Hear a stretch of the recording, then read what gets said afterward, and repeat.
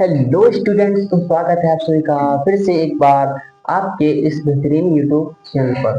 तो स्टूडेंट्स, आज के इस वीडियो में हम पढ़ने वाले हैं क्लास 12 फिजिक्स विषय के अंतर्गत सबसे ज्यादा इम्पोर्टेंट टॉपिक गॉस की प्रमेय या गॉस का नियम या गॉस की प्रमेय।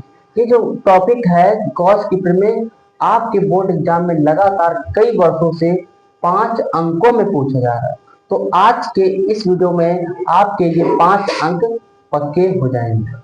तो स्टार्ट करते हैं। क्या है गॉस की प्रमेय या नियम? अब गॉस की प्रमेय या नियम क्या होता है? इसमें क्या होता है, एक धन आवेश, एक बिंदु आकार का धन आवेश के चारों ओर एक हम काल्पनिक बंद पृष्ठ, काल्पनिक जिसकी हम कल्पना करते हैं, काल्पनिक बंद पृष्ठ जिसे हम गॉसियन पृष्ठ करते हैं, मान लेते हैं, ठीक है। और उस पृष्ठ से गुजरने वाला वैद्युत फ्लक्स, उस पृष्ठ से गुजरने वाला वैद्युत फ्लक्स उस पृष्ठ के अंदर रखे आवेश के 1/ε0 गुना होता है। यानी कि किसी काल्पनिक बंद पृष्ठ से गॉसियन पृष्ठ से गुजरने वाला वैद्युत फ्लक्स उस पृष्ठ द्वारा घिरे कुल आवेश के ε0 गुना होता है। इसको मैं अभी चित्र के माध्यम से डिस्कस करूंगा। देखिए क्या है, यानी कि जो फाई ई है, वैद्युत फ्लक्स है, वो अंदर रखे आवेश के 1/ε0 गुना है, ये है, ठीक है। इसको अब हम इसकी उत्पत्ति देखें, ये सूत्र आया कहां से, देखिएगा।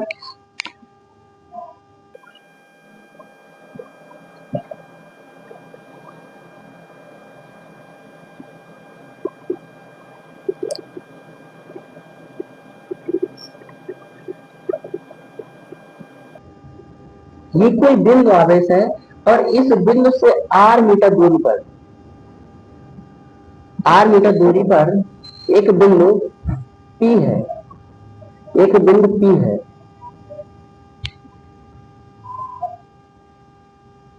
और ये जो बिंदु P है, इस पृष्ठ का एक लघु क्षेत्रफल है, इस पृष्ठ का एक लघु क्षेत्रफल है, लघु अवयव क्षेत्रफल है। अब इसको मैं मिला देता हूं कुछ इस प्रकार से।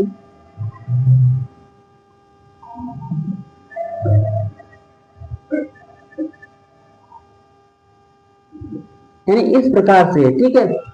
अब देखिए, अब इस बिंदु पर, इस मान लीजिए इस पृष्ठ का जो क्षेत्रफल है वो a है, ठीक है। और जो इस P बिंदु पर जो क्षेत्रफल, लघु क्षेत्रफल है, ये हमारा छोटा क्षेत्रफल dA है। अब इस बिंदु आवेश के कारण इस बिंदु पर वैद्युत क्षेत्र की तीव्रता की डायरेक्शन इस प्रकार से हो जाएगी। ये वैद्युत क्षेत्र की तीव्रता होगी और ये एरिया वेक्टर कुछ इस प्रकार से होगा, डीए वेक्टर, ठीक है। और जो इनके मध्य का जो कोण है वो थीटा कोण पर है, ठीक है। ये बात समझ गए आप लोग। अब देखिए, तो ये हमारा बिंदु ओ, मान लीजिए कि जो बिंदु पर हमारा आवेश उपस्थित है और इनके मध्य का जो आंतरिक कोण है, आंतरिक कोण है, ये हमारा डी ओमेगा है। क्या है? डी ओमेगा है। यानी ये जो आंतरिक कोण है डी ओमेगा पर है, ठीक है। तो अब इसका मैं डिस्कस करता हूँ सूत्र के बारे में। देखिए, अब यहाँ पे लिखिए, आप डिफिनेशन लिख सकते हैं कि माना बिंदु O पर एक प्लस धन आवेश उपस्थित है, इस प्रकार से लिख सकते हैं, ठीक है। देखिए, अब यहाँ पे लिखेंगे इस बिंदु आवेश, ये जो बिंदु आवेश है O, इस बिंदु आवेश के r मीटर दूरी पर बिंदु P पर वैद्युत क्षेत्र की तीव्रता,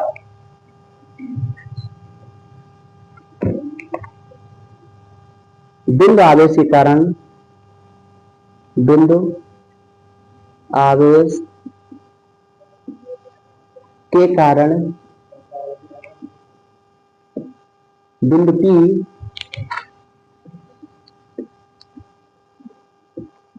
पर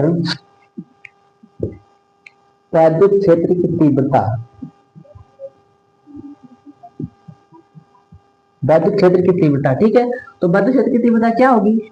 E बराबर 1/4πε0 Q अपान में दूरी कितनी, r स्क्वायर हो जाएगी। इसको आप समीकरण फर्स्ट मान लीजिए, समीकरण फर्स्ट मान लीजिए। ठीक है, अब क्या करना है देखिएगा, अब इस धन आवेश, ये जो धन आवेश है, इस धन आवेश के चारों ओर क्या है, एक विद्युत क्षेत्र है। अब जो विद्युत क्षेत्र से क्या, विद्युत क्षेत्र में क्या होता है, विद्युत बल रेखाएं होती हैं, और जो विद्युत बल रेखाओं की संख्या को हम विद्युत फ्लक्स कहते हैं ना। तो इसी प्रकार से इस बिंदु, ये जो इस आवेश के कारण इस क्षेत्रफल से कितना विद्युत फ्लक्स गुजर रहा है, तो देखिएगा ये छोटा सा है, तो ये हो जाएगा हमारा डी पाई ई बराबर E vector dot D A vector, ये होगा कुछ इस प्रकार से। ठीक है, इस प्रकार से इसमें विद्युत फ्लक्स गुजरेगा। अब देखिएगा, अब जब दो वेक्टर्स होते हैं, दो वेक्टर्स होते हैं और दोनों वेक्टर्स में क्या रहता है, एक मैंने बताया था, एक कंडीशन बताई थी जब विद्युत फ्लक्स पढ़ाया था मैंने आपको, कि जब दो वेक्टर समान और मध्य में डॉट हो तो कॉस थीटा आ जाता है, और यहाँ पर थीटा हमारा कोण भी है इनके मध्य में, तो ये इस प्रकार लिख सकते हैं इनको, इसको क्या लिख सकते हैं, यहाँ पे वेक्टर प्लस कर सकते हैं, यहाँ पे लिख सकते हैं कॉज थीटा, कॉज थीटा। ठीक है, अब देखिए यहाँ पर हम ई का मान रख देते हैं, यहाँ पर हम ई का मान रख देते हैं, तो क्या हो जाएगा हमारा फाई ई बराबर में हो जाएगा हमारा ई की जगह हम रख सकते हैं 1 में 4 pi epsilon naught, 1/4 pi epsilon naught q upon में आर स्क्वायर, और इनटू में क्या हो जाएगा आपका D A cos theta, D A cos theta. ठीक है, अब मुझे इधर रब करना पड़ेगा, आप स्क्रीनशॉट लेना चाहे तो ले सकते हैं। देखिए मैं इसको रब किए दे रहा हूं,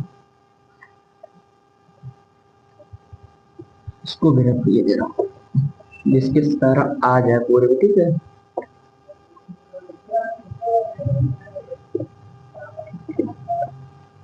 देखिएगा क्या होगा, यानी फाई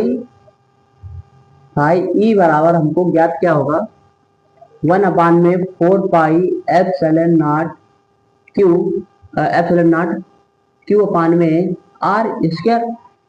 अब जो देखिए ये हमारा है डी ए कॉज थीटा। अब यहाँ पर एक कंडीशन होती है ये कि जो डी ए कॉस थीटा है, यानी कि आंतरिक कोण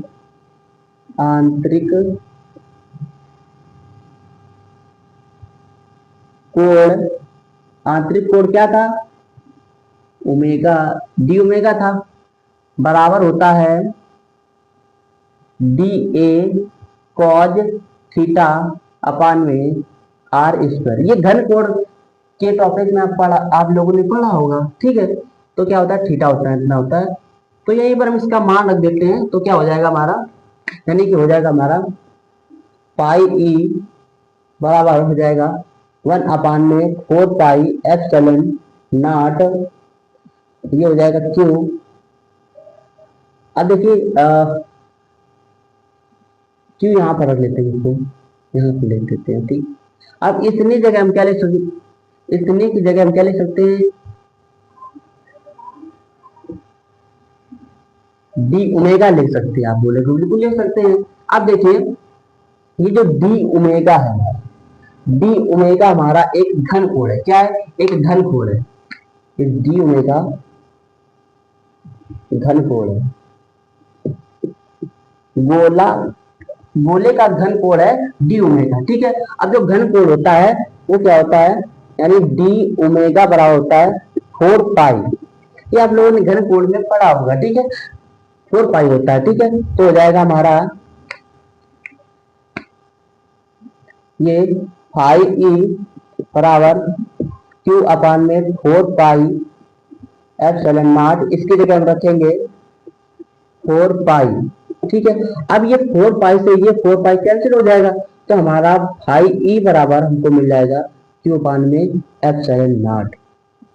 तो ये हमारा सिद्ध हो गई, उत्पत्त हो गई, प्रूफ हो गया कि जो वैद्युत आवेश, जो वैद्युत फ्लक्स है वो वैद्युत आवेश के 1/ε0 गुना होता है। इति सिद्धम, याद लिख दीजिए।